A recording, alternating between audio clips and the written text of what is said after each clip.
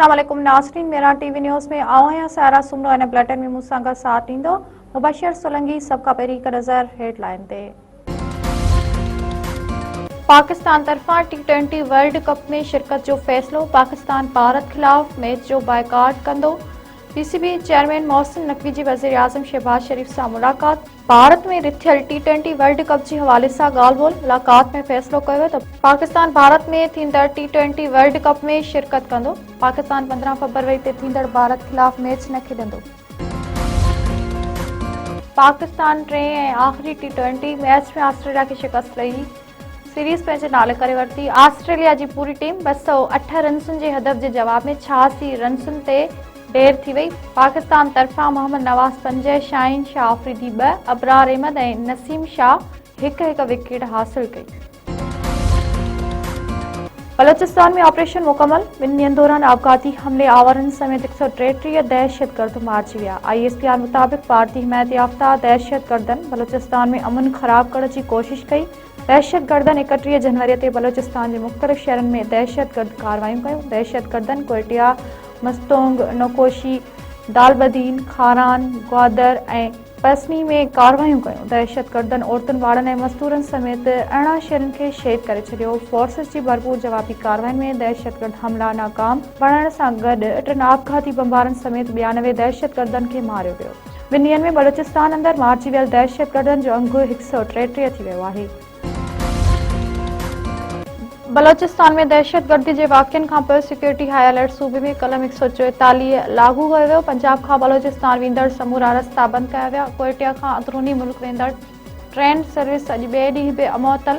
सूबाई घरू खाते मुताबिक़ सूबे अंदरि 1 महीने ताईं कलम 144 लागू रहंदो। हर क़िस्म जी हथियारनि जी नुमाइश ऐं इस्तेमाल ते पाबंदी हूंदी।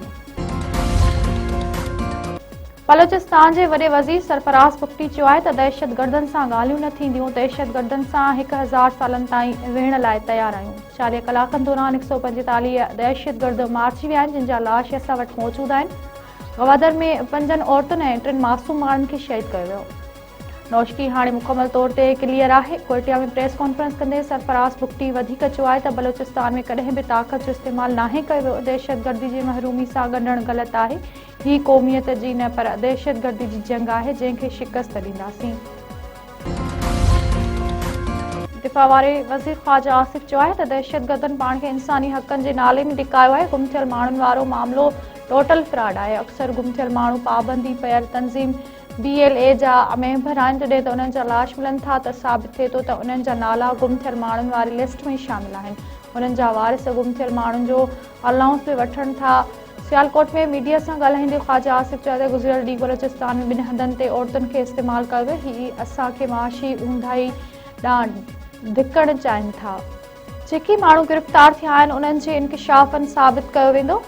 दहशतगर्दी में भारत मुलविस आहे। BLA परॾेही फंडिंग वठंदड़ दहशतगर्द तंज़ीम आहे, जेका ॿियनि मुल्कनि में बि कमु करे थी। अमरीका पारां बलोचिस्तान में दहशतगर्द हमलनि जी मज़म्मत। अमरीकी नाज़िमुल उमूर नेटली बेकर चयो आहे त हमलनि जी ज़िम्मेवारी BLA क़बूल कई आहे। अमरीका BLA खे दहशतगर्द तंज़ीम करार ॾेई चुको आहे। पंहिंजे बयान में नेटली बेकर चयो आहे त अमरीका पाकिस्तान जो साबित क़दम शराकतदार आहे। अमरीका तरफ़ां दहशतगर्दी जे मुतासिर ख़ानदाननि ऐं मुतासिर माण्हुनि सां दिली हमदर्दी ऐं ताज़ियत जो इज़हार कयूं था। सऊदी अरब पारां बि बलोचिस्तान में दहशतगर्द हमलनि जी मज़म्मत। सऊदी अरब जे परॾेही वज़ार चयो आहे त पाकिस्तान में दहशतगर्द कार्रवायुनि ते ॻणती आहे।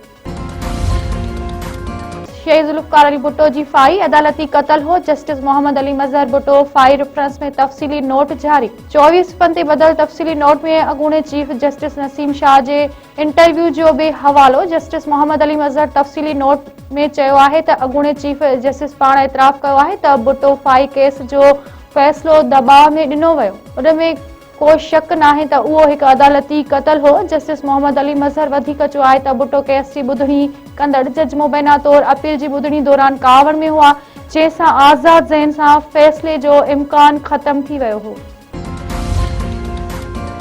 वॾे वज़ीर सैयद मुराद अली शाह चयो आहे त गुल प्लाज़ा साने ते कुझु अधूरियूं सियासत पियूं कनि।